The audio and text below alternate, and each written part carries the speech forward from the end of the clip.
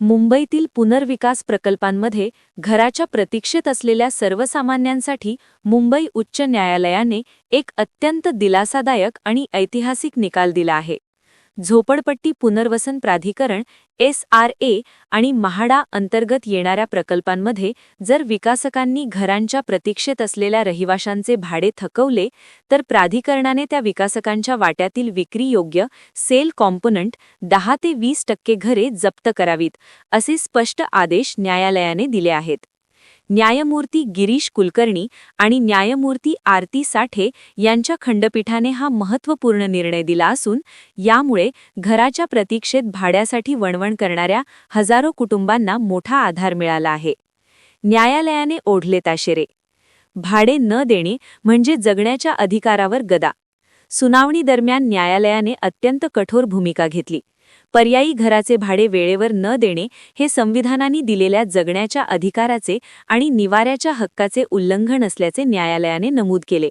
अशी प्रकरणे वारंवार न्यायालयापर्यंत काय येतात असा संतप्त सवाल करत ही प्रकरणे प्राधिकरणाच्या स्तरावरच निकाली लागायला हवीत, असे निर्देश SRA आणि म्हाडाला देण्यात आले आहेत. 2 वर्षांहून अधिक काळ भाडे थकवल्याप्रकरणी 67 पेक्षा जास्त याचिका उच्च न्यायालयात दाखल झाल्या आहेत. यावरून विकासक आणि प्रशासकीय यंत्रणेच्या ढिसाळ कारभारावर न्यायालयाने तीव्र नाराजी व्यक्त केली. प्रशासकीय यंत्रणेत सुधारणा करण्याचे आदेश. भाड्याशी संबंधित तक्रारींचे निवारण करण्यासाठी केवळ एक अधिकारी पुरेसा नसल्याचे निरीक्षण नोंदवत न्यायालयाने एकापेक्षा जास्त अधिकाऱ्यांची नियुक्ती करण्याचे आदेश दिले आहेत. तसेच ज्या विकासकांनी भाड्याची रक्कम जमा केलेली नाही त्यांची यादी त्वरित तयार करण्यास सांगण्यात आले आहे. संबंधित विकासकांवर आत्तापर्यंत काय कारवाई केली आणि भविष्यात काय पावले उचलली जातील याचा सविस्तर तपशीलही सादर करण्याचे निर्देश देण्यात आले आहेत. वैयक्तिक मालमत्तेवरही टाच येणार.